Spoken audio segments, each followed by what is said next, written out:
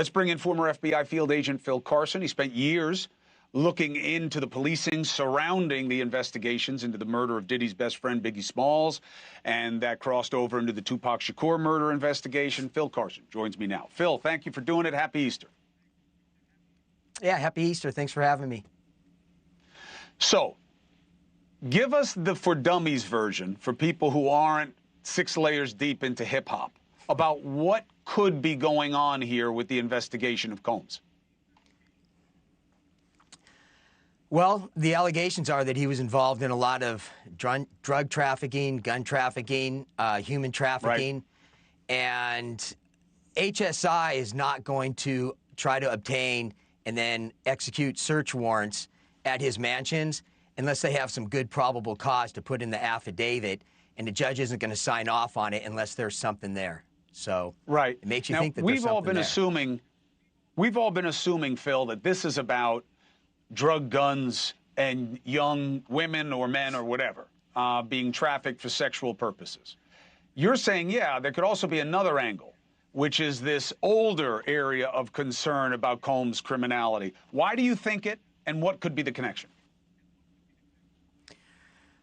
Well, Keefe D has always stated that he was going to be paid $1 million or just over $1 million by Sean Combs to take out and kill Tupac.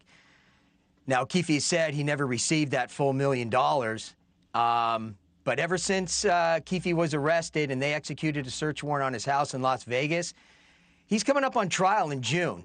And when people start coming up to trial, they start talking. And they start saying things that they normally would take to the grave. So who's to say what he might be providing in regards to information regarding Sean? Well, one thing you and I agree in, the idea of somebody taking anything to the grave, those days are long over. This is a talker's business, especially the hip-hop world. When these guys get jammed up, they tell a story 9 times out of 10. So that's why Suge Knight is in prison, the idea that he turned himself in. As anybody can just Google and see, he had lots of guys flip on him, and that's why he is where he is. Now, why do we believe that this guy Keefe D knows anything about Combs' involvement in Tupac and that would be compelling to the feds? Well, Keefe D is considered an OG from L.A., so an original gangster. I mean, he's from way back in the day. He rubbed shoulders with a lot of important people, a lot of bad guys, was involved in a lot of bad stuff himself. He knows a lot of information. So you really got your people are trying to weigh, because we don't know what this, what the evidence is directly revolving Keefe in his case, and potentially him providing information that can carry over into the Diddy case. So when these HSI agents, I mean, there's a high bar in terms of executing a search warrant on a huge public figure like Sean Combs. They're going to make sure that they have all their T's crossed and I's dotted, because they know the national or international media attention that this is going to get, and they don't want to look like idiots. So there's got to be something there, obviously, that they were expecting to find in Diddy's house. Do you think that Sean Combs had something to do with the murder of Tupac Shakur or the earlier shooting of Tupac Shakur? I would venture on the side of no.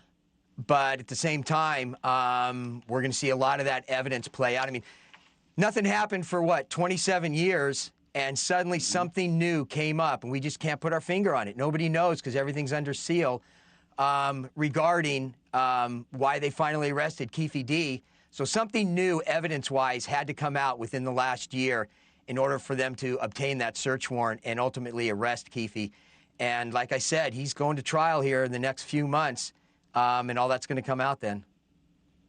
Or it's already come out, because they're busting on Combs right now. So obviously, if he had anything to offer them, they must be somehow aware of it. Otherwise, logically, it doesn't make sense.